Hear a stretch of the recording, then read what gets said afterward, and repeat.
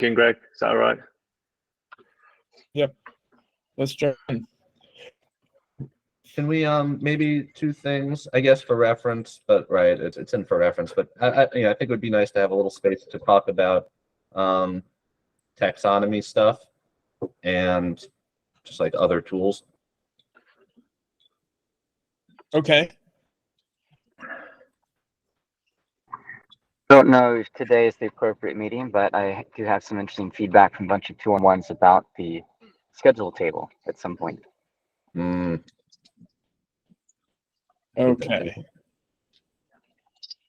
Okay, I've got those noted down in AOB if we get time. If not, we've got these monthly, so we can, or I can pick up with people separately after this if need be. Great. And I also want to welcome Chris Wang, Mary Kuhn to the call. Chris and Mary have been helping with open referral projects in DC and Maryland and also Washington. I got the order mixed, but welcome y'all. Glad to have you here. And maybe Thanks. Nice to see everyone. Maybe we could also add just kind of like follow up, like maybe a meta discussion about kind of follow up these calls, you know, how work kind of continues between calls, that type of thing. Okay, this is a lot to cover in 48 minutes, so let's see how far we can get. Are the profile agenda items substantive, or are these mostly updates and just affirming what we think we know? Yeah, it's just an update and to show people what we've done so far and to get any feedback, but mainly just for reference, make people aware of what we've done. So it shouldn't take too long. I think we plan to share screen just to take people through it, but just at a very high level, not to get into the weeds. If that's okay. Let's jump in. Matt, would you like to share your screen, or do you want me to go ahead and share? I'll share mine. I was just getting all the URLs ready in case you asked me to share my screen, so I'll share mine now. I should say this is all Matt's hard work.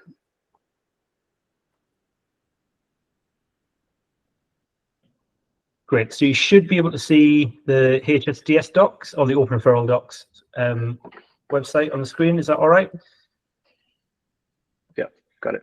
Great. Dan, do you just want me to kind of waffle on and like kind of make people aware of what we've done? Oh, Dan, you're on mute, but I assume that's an affirmation. Yeah, sure. Go for it. Great, cool. So what we've done mostly is we've just to make sure that we're doing due diligence and doing it collaboratively, we've done everything in branches. So this is the kind of the latest branch, and you can see the changes by heading to the profiles documentation branch. It is being built, but it's not included on the drop down there, so you need to type it in manually. And so what we've done is, if we just compare the original kind of tree here, we've taken this variations and interoperability page, which really just had this kind of HSDS 2.1 kind of tables to fields transformation information in it, and we've kind of refactored it to a profiles, variations, and interoperability page. And the goal of this page is to basically contain the information at the kind of reference level about what the profiles mechanism is and how it works from a publisher perspective, but also from the perspective of people who might want to be developing their own profiles. So giving them information kind of in the abstract about what the abilities of a profile are, why you might want to either implement or use one in your publication, and kind of where to go to find more specific technical how-tos. So kind of takes inspiration from other data standards which have well-documented extensions mechanisms, and looking at the kind of the scope of information presented in their kind of reference, their standard reference documentation, to make sure that we kind of have a clear delineation between kind of normative, this is what the mechanism is, and the kind of more guidance based, which might be more appropriate in other places. So the structure of the page is pretty straightforward. It has a larger section on the HSDS profiles, where it kind of introduces them in the abstract. It gives a bit of a guidance here on how to, if you're just coming into this for the first time, you say, for example, you're a new HSDS publisher in the UK, you know that the UK profile exists, but you found yourself on this kind of documentation here, then this heading kind of should grab your eye and then direct you to kind of the stepwise, this is what you should be doing in order to publish using the profile that already exists. And then because we should really be collating the known profiles, I've just kind of put a link to the UK profile here. I imagine it's an item for discussion at a later point, whether the UK profile documentation sits on its own or whether it's integrated into this. I think Dan and I have opinions about that, and we've discussed that with Greg. But for now, to kind of satisfy that both eventualities, this hyperlink just at the minute refers to the UK compliance page here, and then that can be updated if the UK profile documentation is kind of spun out onto its own. And then the next section is you might be wanting to develop a profile, so it gives kind of a high level.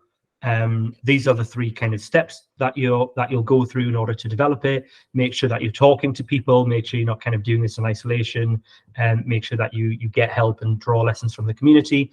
And then it links very explicitly to the example profile repository as a starting point. So this is the profile that this is the example profile repo that David originally spun up, which contains kind of what I think of as the other half of the documentation for profiles, because listening to kind of what people have been saying on the forum and what Dan tells me you've all been saying is there's kind of this desire to have what people have been calling a minimal profile, to act as a just take this and you can use that as a minimal base and kind of run with it to build on top of to make your own profile up. So this is kind of what the original documentation is, quite brutalist, but quite efficient, provided by David Raz. And I've put in a new branch, an expanded documentation, which aims to basically be, if you're seeing this for the first time, if you follow that link on this page here, this should give you all of the information you need in order to basically take this repository and start using it to build it. So it has a getting started section, presuming that they've got very little knowledge of GitHub and read the docs, and tells links off to the appropriate things, tells them how to set up the environment for doing the needful for, like, actually once you've designed your profile, you can hit the right buttons and generate the schemas. And then we've kind of stated here that there is a desire for profiles to, we'll be taking some of the tools that we use to generate the open referral documentation and then kind of wiring them into this repository, so that in the near future, you'll be able to use this repository to not only generate your profile schemas, but to generate some kind of lightweight documentation, which will include stuff like your tabular references, your diagrams, which will hopefully be based on your profile schemas which you've just built. And then from there you can add your own pages, edit the pages to make more detail, and that should hopefully set you up for your documentation as well.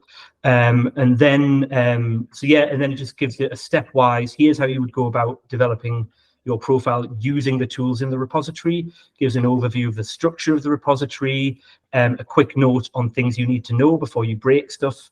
So, you know, it's written in JSON schema, you need to know Open API, and then explicitly kind of walks them through, here's how you go about defining changes that make up your profile. Gives a few examples of what you can do in the abstract, and then talks about some conventions and style based off of my reading of the existing HSDS schemas. So we use underscores for field names.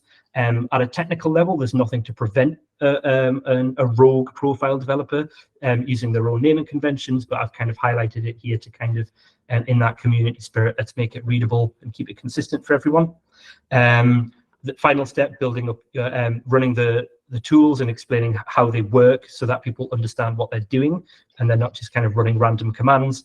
And then there's a note here on preparing documentation, which kind of at the minute says it's manual at the minute, but we're looking to kind of make this as automatic as possible. And then just because I'm a bit of a stickler for trying to get in the head of people who might be using this, I've kind of thought, well, what would a profile developer actually want to do? So I've named these very specifically around kind of, well, they might want to add a new field to an existing schema. So this is how they would do this. They might want to make a property required. This is how they would do this. They might want to add a new API endpoint. This is how they would do this. A bit of a tired example in that one, but and then here's how you go about removing it. Here's how you go about, and then this section could expand as people get their hands dirty with using this kind of tooling. And okay, well, the documentation or the README doesn't cover this thing I want to do, so we could engage them in the forum, engage them directly, and then we could kind of just append this here as not like an FAQ, but more of like a recipe book for things that you might want to put into a profile. So in practical terms, both of these kind of documentations exist as pull requests on their specific repositories. The HSDS example profile one, that's fairly, I'd say it's fairly harmless just to merge it in. I don't think there's much in terms of strict due diligence that we need there. Greg's already seen it. I would be happy to kind of hit the merge button tomorrow, but you're seeing this now. You've got a few days, a week, a few weeks, however long we decide here in the meeting to kind of add your own comments if anything's unclear. This is I'm available to change it. And then on the HSDS documentation site, so that would be under the specification. There is also a pull request open for this, which is that requires an approving review. So Greg's already kind of reviewed, and I know that Skylar had a comment as well. So which we've effected those changes. Dan and I were talking this morning, and I kind of have it in my head that it would be good due diligence to leave this open for like at least a week, so that you all can scribble in some comments, and then we can address those comments if you've got an issue, or if you think some more could be added to this page here. And then from that, we can then just very simply address those changes, modify the pull request, and then Greg could review, Dan could review, and then we can get that merged in. The only other thing to mention is that emergent from this work, so as everything in tech, once you kind of get into the weeds, you kind of see a bunch of other things that could be done or need shuffling about. We've chatted with Greg about this already, but there are some other pages on the HSDS docs that cover some of the same things that could probably be refactored. I've deliberately written this page, or I believe I've written this page, you might have a different opinion, in a way that I think allows it to coexist with them, so that this isn't blocked merging in, and based on priorities, it is absolutely in our kind of timeline, in our kind of medium-term, short-term timeline, to then address all of the things that have been emergent from this. And if you check Dan's forum posts out, you can the specific issues are kind of highlighted in there for discussion. So I guess the ask from the meeting is really, how long do you want to review this and get your comments into the pull request? Or if Greg has a different idea of how it should be engaged, I'm definitely open to that. I'll close down the screen sharing now unless anybody wants me to keep it open. Thanks so much, Matt. I think we've got at least 3 people in addition to Mike on the call here who might be in a context where they would benefit from a profile. So without calling anybody out, I'm eager to hear responses, questions, concerns from the folks on this call. I could imagine, for example, a profile for Open Referral in Canada, and a profile for example, food support services in the US. And so you all are primary users for this documentation. It may take some time for you to digest and come up with substantive feedback, so let's take a moment to see if there's any immediate reactions. Yeah, I don't have any immediate feedback, but I'm excited to go through that documentation. I plan on going through that step by step on the GitHub documentation page, and try to provide some good feedback there.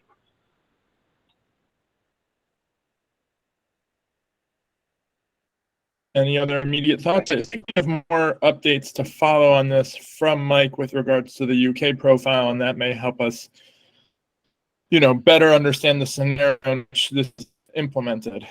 So we could jump to that, but I'll pause again to see who else might have thoughts to share. My interest is in making a 2-on-1 profile, but we're still kind of defining what that's going to be. So I haven't had a reason to jump in and test it yet, but maybe I should try to make some time and just kind of contrive something to test it out with.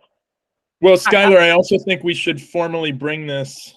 I've mentioned it in the context of the 2-on-1 US data standards group, but it's probably time to formally put it on their agenda. I agree. I was going to say, I think from my perspective, I've already talked to you about this, Greg, but like I'm totally pushed into the world of everything I do has to just do whatever iCarol does, which is my universe right now. And for the most part, I think because of that and because of the 2-on-1s really trying to go in the same direction, I think it's more, can we get in line with what the 2-on-1 requirements are and what the I'm sorry, now it's Inform USA, it's not AIRS anymore. Yep. Kind of what how to make their standards. And there is no 2-on-1 Canada. So it's really about, can we make the Inform Canada, Inform USA standards compatible? Like that's, I don't think that at this point, our goals would be different from what, I mean, we have our differences are minor, and I think they've all been dealt with the schema, but profile wise, I think we're pretty in line. Yeah, and just some context for other folks. AIRS, the Alliance of Information and Referral Systems, is the US trade association. Inform Canada is the Canada Association for Referral Providers. AIRS actually just announced last week that they are rebranding for their 50th anniversary to be Inform USA and sort of aligning with their Canadian counterpart. Catherine, I'm on the standards advisory group for AIRS and facilitating the standards working group for 2-on-1 US, and I do expect potentially a profile for Inform USA and maybe a joint profile for Inform USA and Inform Canada, although I suspect that Canada has different address conventions as we discussed, so it may actually end up being different profiles, but conforming to the same standards, and then a 2-on-1 version that will be a little bit more specific. So when it comes to next steps here, does it seems like there are a few potential use cases that people want to tackle, right, in the UK with 2-on-1, and so maybe we kind of consider this a prototype phase, and folks give it a shot, and then come back and report kind of how it works, and then we kind of take that into consideration and do like a, incorporate whatever that is, put it into a beta release type of thing, and then move forward, but maybe give folks some time to kind of digest it. I think that was pretty much our intention, but with the UK profile. So get what we need in place, and then support Mike and Dom over there with that, and learn from that, and then use that as a test case essentially, and then iterate from there. So that aligns with what we wanted to do anyway. Great. Yeah, maybe now it's time for me to say, yeah, we've done a lot on the UK profile, with Dom working with David's help when David was around, and Dom's having to intersperse it with paid work elsewhere, and he's on holiday at the moment. I'd like him to look at the video of what Matt's just shown, and then I think we're hoping that his profile, which is pretty well complete on his own GitHub, can be transferred to Open Referral.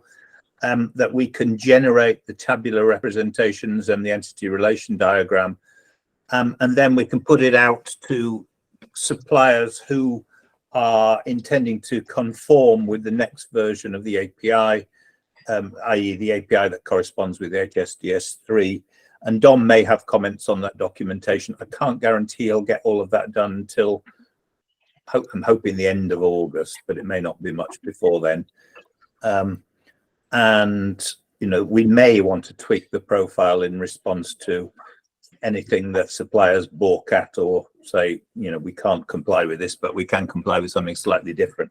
But otherwise, yeah, it would form a good basis for, you know, a prototype for other people. And I'm hoping we'll come on to the validator. I'm hoping we can run a validator off a profile as well as off the full API spec. And I want us to be able to talk through, at least at a high level, your initial validator proposal. So let's see if we can work towards closing off this conversation. A couple more quick things. Dan, maybe anticipating your items. First, we had a question of, like, if Open Referral UK creates a profile, if others create a profile, should they live on the Open Referral documentation site, or should they be created and hosted elsewhere and potentially linked to from the Open Referral documentation site? In the near term, to the extent that we're going to have an implementation, and also to the extent that Open Referral, like International and Open Referral UK, have been working towards alignment, I'm excited to be able to host the Open Referral UK profile on the documentation, on our documentation site, to the extent that that makes sense.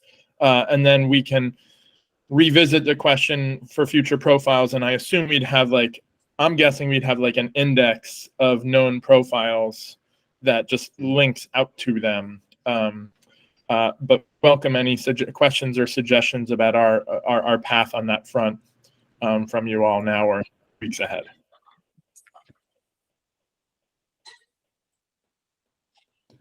Okay. And I think Matt's got his hand up there in response. Oh, Matt, go for it. Yeah. Go ahead.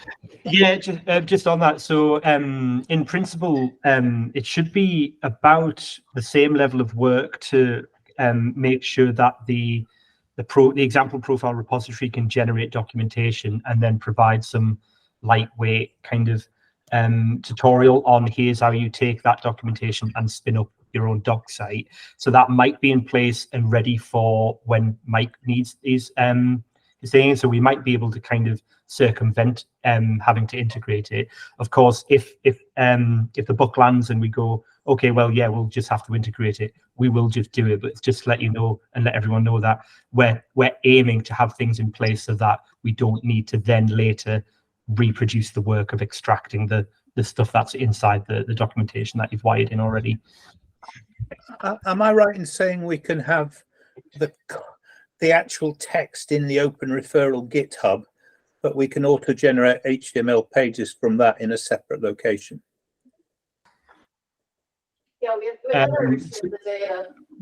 What text from the GitHub are you referring to specifically? We use something called Git Pages, and I think you're using something separately. Yes. So if the text is, if you host the text, but we can pull that text out to sit in one or multiple other sites. Yeah, live, as it were. Yeah. Gotcha. Yeah. So what we would be so yeah, that should be possible. What we would be aiming to do is so that you would do everything within the example profile repository. So it would be kind of like a minimal profile base, and there would be a folder in there called docs, and then that would be utilizing the same technology that we use to generate the open referral docs. So you would then just have to that would ideally automatically generate your tabular representations, your ERD diagrams, and then from the perspective of somebody implementing a profile, the job of work, as it were, is to then append those docs by with any additional information that's relevant for your publishers, for your case. So that might be a page that's unique to your documentation explaining why you might want to use it, or some particular legislation or something like that. and then that documentation, after running a command, so very similar to you run the generate the profile schemas command, there should be another command there to generate your documentation. And then you would be able to kind of wire that into a documentation service known as Read the Docs, which is what we use. So it would be different, and it would involve GitHub, you hosting the text on GitHub, assuming that you're using GitHub to kind of host your profile. But so that wouldn't be hosted in the Open Referral kind of mother text. Dave. Yeah, I mean the documentation's in like Markdown, so if you wanted to put it into a different system, then there may be some like extensions that may not work very well. If that's what you are, I think that may be what you're asking, Mike, whether you could take the core documentation out into some other system. But like generally it's in Markdown. It's just there's like every sort of Markdown system's got a few proprietary things, so there may be some like fiddling around you need to do if you're going to try and extract it.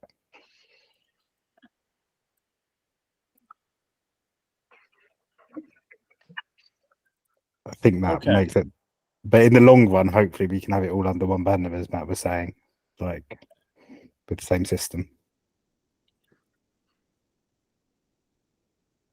Okay. Any other thoughts on this for now? If it all sounds good to you all and you're going to take some more time, I also agree with Matt that we should, the post is up in the forum. You all can take some time. And we'll plan, especially if we don't hear back next week, we can plan just to push these changes live. Of course, they can continue to be revised as we evolve. So, okay, so Mike, can you give us, with an eye towards the rest of the agenda, can you give us a quick overview of the validator proposal, and maybe we can talk a little bit about the process? I don't think we're going to try in this call to get into feature level discussions, but we can talk about where and when we can get into those discussions. Yep, will do. Let me share screen with a link to the validator document, which I will put in chat. It basically is heavily based on the current UK validator and the current UK dashboard. So if I go to the validator, we've basically got this site whereby you fill in what I call the API endpoint, the stub API here, and run a validate, and in due course it comes up with results. And we've got a wireframe here as to what they look like, which is slightly different in this new version. And it's also based on the UK and what we're suggesting is that we have multiple levels of validation, but the main validation just looks at the site, that the site is open for anonymous access, could be throttled if necessary, and that basic methods for getting a list of items, like a list of services and individual services, come through and are of the structure that matches your profile. And we're suggesting we can run that on a random sample of 100 records or fewer if there are fewer records. And then a full validation would go through the whole feed. And a full validation, or maybe everything, may need to be done asynchronously with a thanks very much, we'll add it to the queue and we'll email you when we've finished, depending on the size of what we're dealing with. So I mean, it could be written as a prototype for the UK version with modification of the existing UK one, and then modified to support theoretically any profile and hopefully any version from version 3 upwards. So we would check those two parameters for the URL stub before proceeding, and to determine what we're checking against. We've then got the dashboard, and the dashboard is modeled on the current UK dashboard. And I refer to this heavily when I'm speaking to people. The organization, and Devon says we should call this a publisher of a feed, who developed it. And you'll see here we've got, you know, the same supplier publishing multiple feeds in some cases. And basically, whether or not the endpoint is up, and individual list feeds and items are there. And in some cases, if there are search parameters supported by the feed, then which of those search parameters works based on a random check. And then some summary information which the publisher may want to present. And the document has a wireframe of that, which is slightly different from the current live one in that it says for each feed, for instance, if I can expand that momentarily, we're saying, you know, have we got the list, and is that list there and correct, and is it searchable? So we've got that for services, service locations, and taxonomy in this example. So basically what I was trying to get to is a situation whereby we specify these things in advance and we get people's agreement before they are developed. But I think even when it's developed, we probably need a little bit of scope for an agile review of it when we've finished. The intention is that, and I've given in the purpose part of this document, that somebody can commission a feed, which is particularly important in the UK, where we've got people like the Department for Education, for government, wanting to take multiple feeds and put them into their gov.uk directory. Somebody can commission a feed in a local authority and can check that it's valid without having to trust the supplier. And on the supplier's side, it's basically a yes, it's valid, no, it's not no degree of ambiguity. So they get paid if it passes. That's it. Mike, you have a couple questions from Catherine in the chat. Right. So yeah, I was just curious because I was surprised to see a bunch where it said that the service and ID were non-compliant. What the follow-up was and whether the suppliers are notified, because it sounds like other people can submit the supplier feed for testing without the supplier being involved. Is that like how? Yeah, the publisher essentially would normally be the one that tells us, and once it's up, it's up. Now it may cease to be compliant. We check it every night, right? And you know, if it stops being compliant because it goes down or something's invalid, we would rely on them looking at it. At present, we don't have any notifications of okay, so even with if it's yeah, just down, it would show as non-compliant. So like if it was an issue of unavailability, it will show non-compliant, not unavailable. Well, in the case in this case, with the end point up would be a cross, yeah, and therefore everything else would be a cross because you know we can't test it. Right.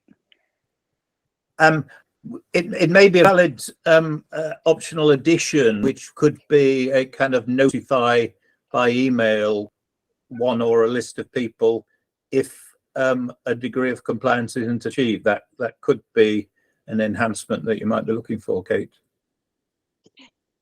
Yeah, I think you know, I have to monitor a bunch of feeds myself, and I know that the ones that don't opt in to email notification of validations are the ones that fall apart. Like every time someone doesn't opt into one of the things we do on some of our, not open referral, but some of our data exchange endpoints is the ability to opt into both monitoring of the exchange and validation, where we actually like run a validation routine on the data as it's moving. And every time people don't opt in to email or other notification of compliance, it's only a matter of time before that exchange falls apart. Yeah. So it's a really helpful for the long-term health, I think, to have forced notification of compliance. Well, shall I add a section which says, you know, optionally, you know, record a list of email addresses of people who have asked to be emailed in the event of it failing, I mean, I think that would be spectacular for them if you're willing to do it, because I really do believe that that's what keeps these things healthy and alive. Well, ultimately, I think Greg is looking for some kind of open procurement on this to see who would develop it. But I know my company is interested. But cards on the table. It doesn't have to be them; it could be anyone. But I'll add it to the specification. I think that particular piece of functionality does not sound very complicated, and so it could be added to the requirements. I should say that everything is shown is public, so and that's quite deliberate because we use it as a means of encouraging suppliers to do it because their competitors are doing it. So just to recap a little bit about what I did in London last month,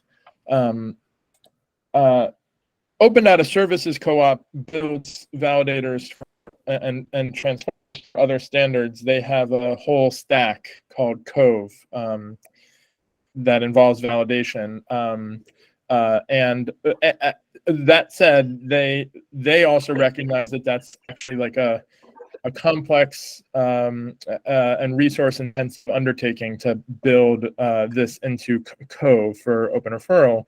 And I suspect that it might help us to do some prototyping and testing of validator functionalities with some live implementations that are demanding it in order to better learn. So we want input from people on like what they'd want to see in here, but it seems like the most likely scenario is, especially if Mike might be able to get funding for a project that needs validation, we're going to support them to potentially prototype something for their own purposes and then either build upon that or learn from it to inform investment in a future undertaking that will aim to develop like a beta product that could be hosted and generally used.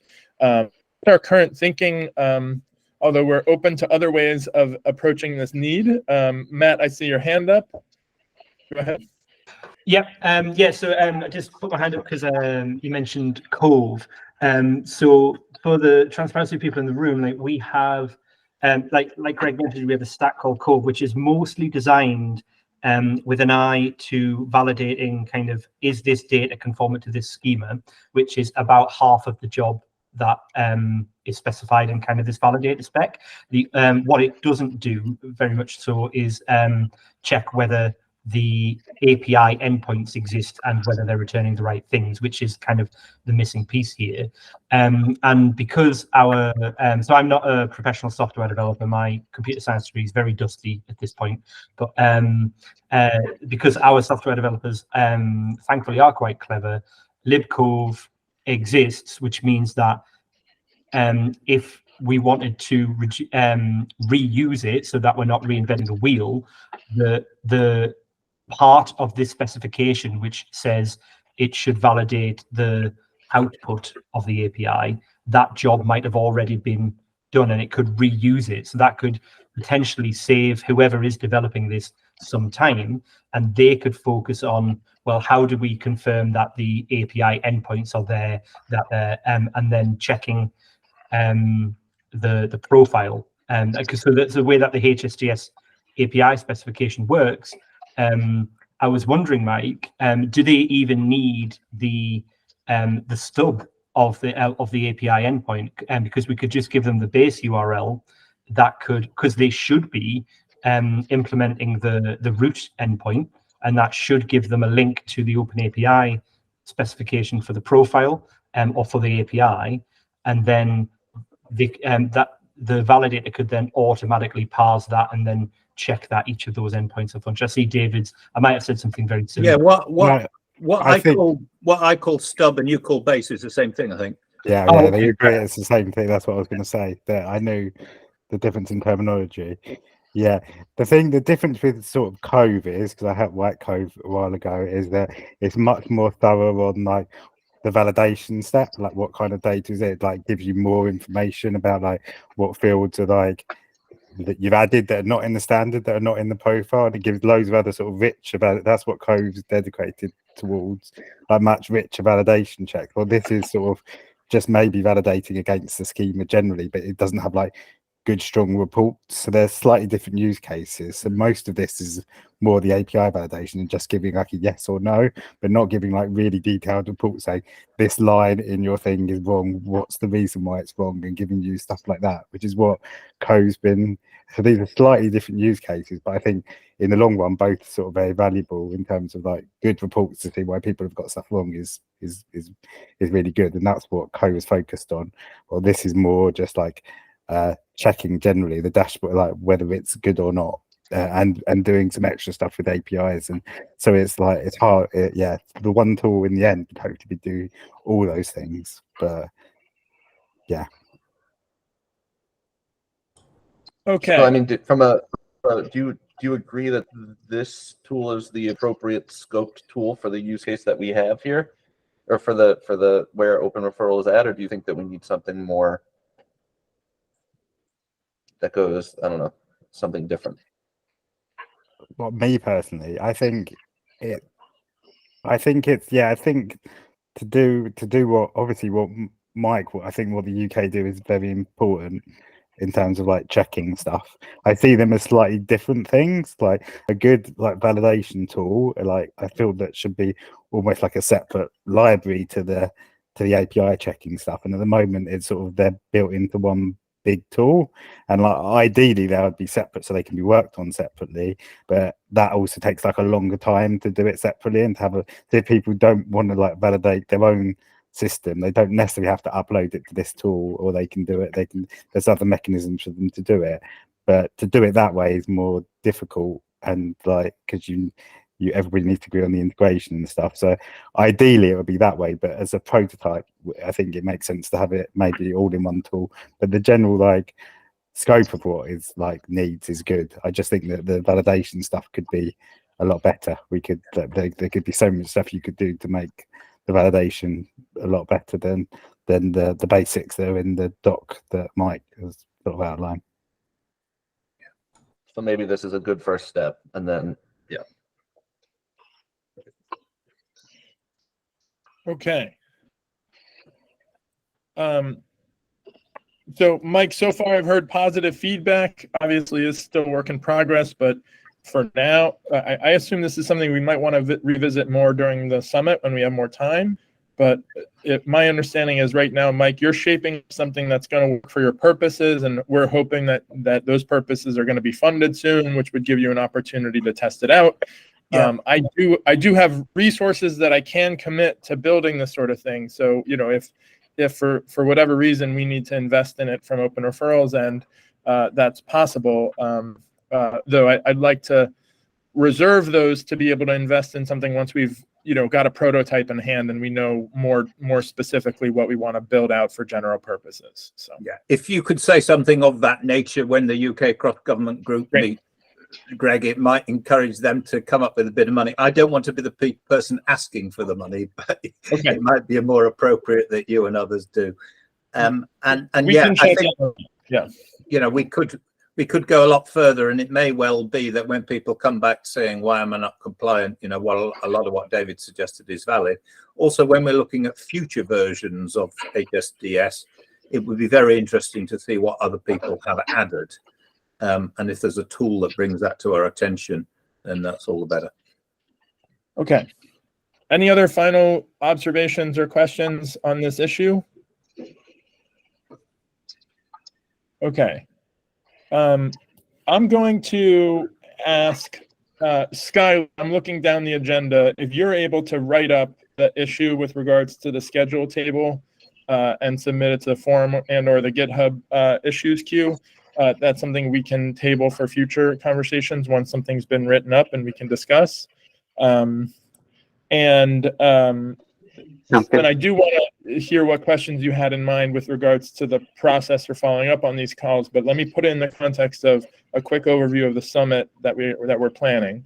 So this will be about 18 months from our last summit, which, if you'll recall, gave us our sort of direction for upgrading HSDS 3.0 and other things that we've done since then. So I'm looking forward to reconvene, folks.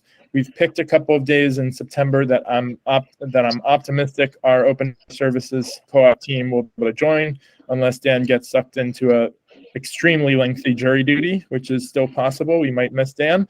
But we've structured it to be in the sweet spot for both West Coast folks and UK folks. The format, as you'll recall from last time, we prioritize the ability for people to get into small groups and, detailed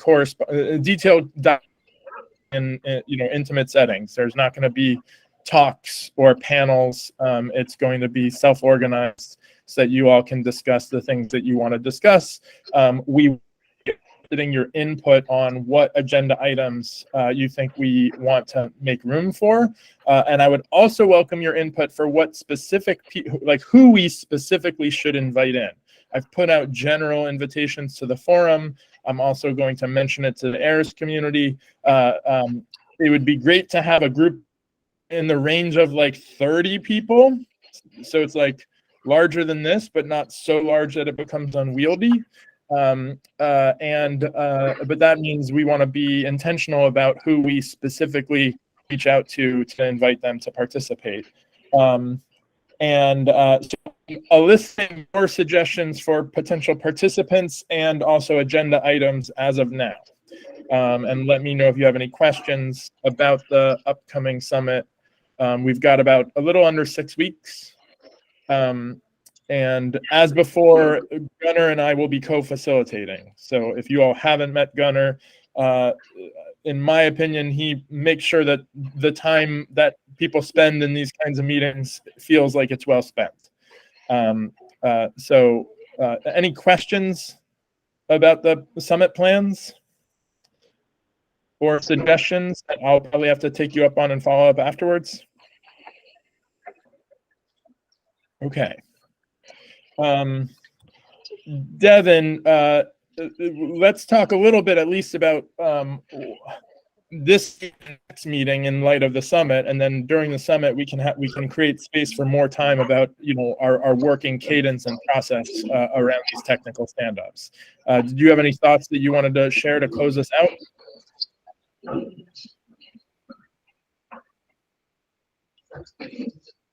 Devin, you're on mute if you are talking. No, I think we're in fine shape. I think that would be nice to. A thing that I think we should be thinking about is tracks for the summit, and how we can keep a steady cadence for those tracks. Those tracks look to me like profiles. HSDS 3.1, so whatever changes we want to see in the next version of HSDS, and the tool ecosystem, and maybe a taxonomies concept. But I think it'll be useful during the summit for us to lay out a way for working group style group on that stuff. And I think the profiles work that's happening now is a good example of a working group that's going to be people are going to be working on this over the next few weeks and months, and thinking about a mechanism for them to report back and make kind of semi-official progress is a good use case. Okay, great. I will be eliciting more input on the prospective agenda. I believe we have another one of these meetings before the summit. The summit's on the 21st, and I assume we have a meeting 2 weeks before then. Is that right, Dan? Yes, it'll be the second Wednesday. It'll be the 13th of September. Okay, so it'll be 1 week before then. And actually, I'll certainly be on jury duty at that point. But okay, and it might also be overlapping with or immediately preceding the Open Referral UK government working group. So we'll figure that out. But I will bring a draft agenda for the summit, at least with the high level, here's what we're thinking we're going to talk about. I'll bring a draft to that meeting and we can review and potentially get more input to revise it. And in the meantime, let's promote conversations on the forum so that we can be using this time to act on the thinking that's been done asynchronously over writing. All right. Thanks, everybody. Bye, everyone. Thanks, guys. Cheers Take all. care. When Google's finished rendering the meeting, I'll send a link out to everyone. Thank you so much. All right. Greg, Take care. Greg, Yeah. Just regarding the validator spec, I'm just wondering, that's the only thing I've struggled to come up with a follow-up action on. Are we still waiting? Are we going to extend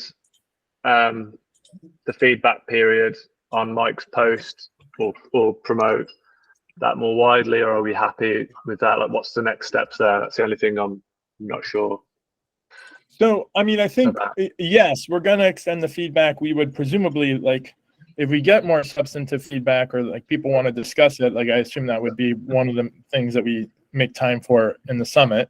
And by then, maybe it'll be clear whether Mike's going to get funding that can enable him to just go ahead and prototype something, or whether this is something we need to figure the prototyping of.